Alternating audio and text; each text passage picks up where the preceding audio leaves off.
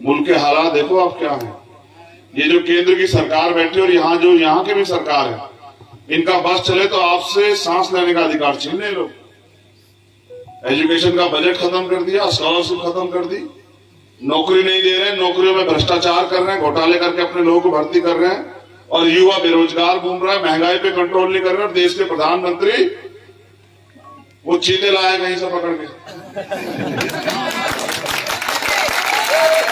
मेरी बात पे गौर करो, जब वो चीते लाए, बहुत अच्छी बात है, लिया चीते, मगर मैं ये कह रहा हूं काला धन कब आएगा आपका?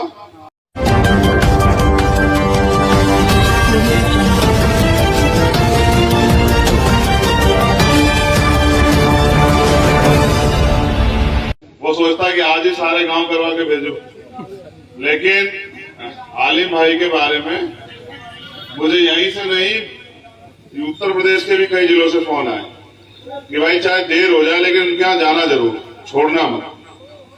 तो मैं अपील ये लोग कर चुके हैं, आपके क्षेत्र के, आपके गांव के, आप बेहतर जानते हैं। मेरे लिए तो सभी अच्छे, मैं किसी को बुरा कह ही नहीं सकता हूं, लेकिन मैं आपसे ही कह रहा हूं, ये क्योंकि कहते हैं ना अपने लोगों को जरूर शिकायत करनी चाहिए। ये बराबर में गांव पड़ता है डाडापट्टी, मेरा खुद का गांव, आप जानते हैं ना डाडापट्टी को। अभी वहां माहौल खराब करने का प्रयास किया गया, लोग चुप रहो, अभी वहां माहौल खराब करने का प्रयास किया गया था, और जो पीड़ित थे उनको जेल भेज दिया गया, उनको ही अपने घर से वहां से घर छोड़ के जाना पड़ा। मैं बात आपको इसलिए याद दिला रहा हूं क्योंकि भारत को आजाद हुए 75 साल हो गए, और इस देश में लोकतंत्र आए, वोट का अधिकार मिले हर व्यक्ति को 72 साल हो गए। इन 72 साल में आज भी हम ये नहीं समझ पाए कि दोस्त कौन है, दुश्मन कौन। हम दोस्त से तो दूरी रखते हैं और दुश्मन से मित्रता रखते हैं, और बाद में फिर पछताते हैं।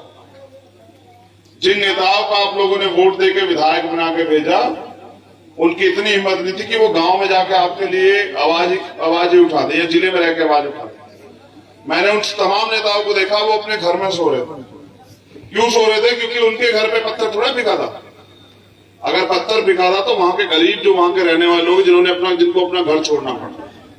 मैं बात आपके इसलिए याद दिला रहा हूं कि जब तक कमजोर लोग एकजुट नहीं होंगे, तब तक वो ऐसे छीटेंगे और पीटेंगे और उनके अधिकार भी छीनते रहेंगे। आलिम भाई अपने समाज में मजबूती से काम कर रहे हैं, और हम लोग लगातार 5 के 5 साल सड़कों पे काम करते हैं। पिछली बार हमारे लोग मुझसे कह रहे थे कि भाई विधानसभा में हम दूसरी पार्टी को वोट दे रहे हैं। मैंने कहा कि दे दो। मैंने उनसे ये भी कहा कि ये भी देखना है जिनको वोट दे रहे हैं कल वो आपके काम आएंगे भी नहीं आएंगे। इस बार वो सिक्के बंद हो गए, अगर आप 70% वोट दोगे तो 90% वोट देंगे। और आप पूरे तीसरा दिन है मुझे आज जिला हरिद्वार में, आज मुझे तीसरा दिन, जबकि मेरा गांव पैतृक गांव यही पड़ता है। मैं इसलिए आप समझिए मैं हापी के मजरे गांव, लेकिन अगर कोई सड़क पे है, अगर किसी की सभा हो रही है, अगर किसी का रोड शो हो रहा है, अगर किसी की मीटिंग हो रही है, कल रात गदर जुड्डा में इससे 4 गुना लोग थे, वो आजाद समाज पार्टी के, क्योंकि दलित समाज सिक्के बंद होकर वोट दे रहा है। अब अगली जिम्मेदारी आप लोगों की, अगर आप चाहते हैं कि आलिम भाई को ताकत मिले, तो वो ताकत जिसके बदौलत ये आपके लिए कुछ कर पाए, क्योंकि ये अगर एक वोट से भी हारा तो वहां बोर्ड में बैठ के आपके लिए काम नहीं करा सकता।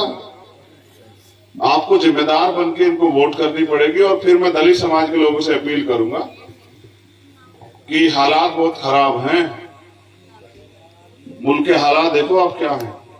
ये जो केंद्र की सरकार बैठी और यहाँ की भी सरकार है, इनका बस चले तो आपसे सांस लेने का अधिकार छीन ले लोग। एजुकेशन का बजट खत्म कर दिया, स्कॉलरशिप खत्म कर दी, नौकरी नहीं दे रहे, नौकरियों में भ्रष्टाचार कर रहे हैं, घोटाले करके अपने लोगों को भर्ती कर रहे हैं, और युवा बेरोजगार घूम रहा है, महंगाई पे कंट्रोल नहीं कर रहे, और देश के प्रधानमंत्री वो चीते लाए कहीं से पकड़ के। मेरी बात पे गौर करो, जब वो चीते लाए, बहुत अच्छी बात है, लिया चीते, मगर मैं ये कह रहा हूं काला धन कब आएगा आपका? बेरोजगारी कब खत्म करोगे? महंगाई कब घटाओगे? इस पे तो नहीं बोलते हैं। जनता को गुमराह करना है। कभी चीते लाते हैं, कभी बिल्ली लाते हैं, कभी कुत्ता लाते हैं, लेकिन आम लोगों के जीवन में हंसी कैसे कैसे आए इस पे कभी बात नहीं करेंगे। तो इसलिए मैं आपसे कह रहा हूं कि जब चारों तरफ अंधेरा हो तो एक छोटी सी रोशनी भी लोगों में उम्मीद पैदा करती है। आप देखना, आप यहाँ अंधेरा कर दो, एक छोटी सी मोबाइल की टॉर्च भी आपको बता देगी कि रोशनी हो रही। अगर आपने रोशनी करने का प्रयास किया तो मैं लिख के देता हूं कि हमारी छोटी बहन हुमा और उनके वालिद साहब आलिम भाई इस बार बोर्ड में बैठेंगे और बोर्ड में बैठ के आपके क्षेत्र के लिए काम करेंगे। यहाँ दूसरी पार्टी के लोग भी हैं, कोई बेचारा 5, 7, 10, 20 लाख रुपए देकर टिकट लाया, अगर जीत जाएगा तो अपने पैसे पूरे करता फिरेगा। फिर उससे भी आगे कुछ लोग ऐसे हैं जो दारू और पैसा बांटने काम करेंगे। तो उनके दारू और पैसे से सावधान रहना। हमारे लोग वो दारू पैसा आपकी वोट खरीदने के लिए दे रहे हैं, बिकना बंद कर दो। जो खरीदने आए उसको इतने जूते मारो कि वो याद रखे, दोबारा किसी को खरीदने के बारे में सोचे ना। समझ रहे हो, ये लड़ाई स्वाभिमान सम्मान की है। ये लड़ाई जो है आलिम भाई की नहीं है। यहाँ समझना कि चंद्रशेखर आजाद लड़ रहा है, यहाँ हुमा परवीन नहीं लड़ रही, यहाँ चंद्रशेखर आजाद लड़ रहा है। ये समझ के अपनी मेहनत से जाके काम का और वोट करना भाई को। और अगर आपको दलित समाज का रूप देखना हो तो दरियापुर चले जाना। इसी ने बेड़ा गर्क कर रखा हमारे लोगों का। ये जो दारू है ना, इसी ने बेड़ा गर्क कर रखा, वरना हमारे लोग बहुत ईमानदार लोग हैं। मैं इसलिए ये कह रहा हूं क्योंकि वो हमें दारू इसलिए पिलाते हैं हमारे लोगों को कि इनका बेड़ा गर्क कर सके। वो इनको अगर तरक्की की तरफ लेके जाना चाहते तो दूध पिलाते, वो दारू इसलिए पिलाते हैं कि जल्दी इनका बेड़ा गर्क हो जाए। बैठ जाओ बैठ जाओ बैठ जाओ बैठ जाओ, बीमारी वाले बिठा देंगे वरना बैठ जाओ।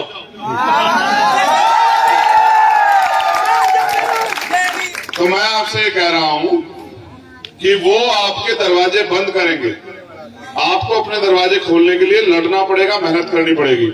आप बताओ आलिम भाई का साथ दोगे नहीं दोगे? बताओ। अच्छा पहले नहीं, दोनों हाथ उठाओ, तब तक नहीं माना जाएगा जब तक आप एक हाथ उठाओगे। जब दोनों हाथ उठाओगे, ये देखो इनमें शक हो रहा है मुझे, पीले टी शर्ट वालों के आसपास वालों को। साथ दोगे नहीं दोगे? बताओ ईमानदारी से। मैं आप ईमान वाले लोग हो इसलिए पूरी जिम्मेदारी से पूछ रहा हूं। अब उठाओ दोनों हाथ कि बताओ साथ दोगे नहीं दोगे? 3 आदमी जांच ले मैंने उस लाइन में, जो सुन्नत वाले हाथ नहीं उठा रहे, देख लो फिर याद रखना। नीचे करो 1 मिनट हाथ। देखो अब काम की बात सुनो, मजाक से लगट के। ताकत दोगे उन्हें तो मैं फिर कैसे लड़ूंगा? अच्छा बताओ। ताकत अगर उन्हें दोगे तो वही तो लड़ने की हिम्मत उनमें तो आएगी। तो मैं आपसे कह रहा हूं कि मुझे भी तो ताकत दो, मैं भी तो आपके बीच का हूं। एक बार तो आपने उन्हें विधानसभा में ताकत दे दी, कोई बात नहीं, मुझे आपसे कोई शिकायत नहीं। लेकिन मुझे आप जिला पंचायत में ताकत देकर देखना कि अगर आपने विधायक से ज्यादा काम ना किया मेरे जिला पंचायत सदस्य, तब बताना आप मुझे, ठीक है? तो इसलिए मैं आपसे कह रहा हूं कि इनकी मदद कराना। और मैं भाई से कहूंगा, देखो भाई यही मालिक है, इनके बीच में रहना। चुनाव आते जाते रहते हैं, आदमी का व्यवहार उसको बड़ा बनाता है। आज क्या आप जिला पंचायत के लड़ रहे हो, ताकतवर हो जाओ, काम करने लग जाओ, हो सकता है अगली बार विधायक के लिए लड़ो। समय बहुत बलवान होता है, याद रखना। तो अपनी मेहनत को ज्यादा करना। और हमारे लोग भीम आर्मी के लोग कहाँ हैं? हमारे साथी भीम आर्मी के पूरी मेहनत से लगे रहना भाई, मान सम्मान लगा हुआ, समझ रहे हो? इन्हें आरएसएस और बीजेपी के लोगों को, इन्हें संघ के लोगों को वहीं छोड़ के आना है इस बार, समझ रहे हो? विधानसभा में तो धोखा वोखा कर लेंगे, लेकिन जिला पंचायत में नहीं करने देना। और आप ये भी याद रखो, मैं आपको पूरी जिम्मेदारी से कह रहा हूं कि अगर 1 वोट से भी हमारा प्रत्याशी जीत गया तो किसी की मां ने दूध भी पिलाया उसको हरा दे। और अगर इनका दूसरी पार्टी का 1000-2000 से भी जीता ना तो इनको हरा देंगे ये लोग। इनमें इतनी हिम्मत भी नहीं कि लड़ लें। ये हम भी बीमार में है कि इनको डंडे, उसका झंडा और डंडा दोनों मजबूत करके जवाब दे सकता है। तो इसलिए मेरी आपसे अपील है, इस बार मदद कराना और नई भारत लिखने का काम करना। बहुत बहुत धन्यवाद।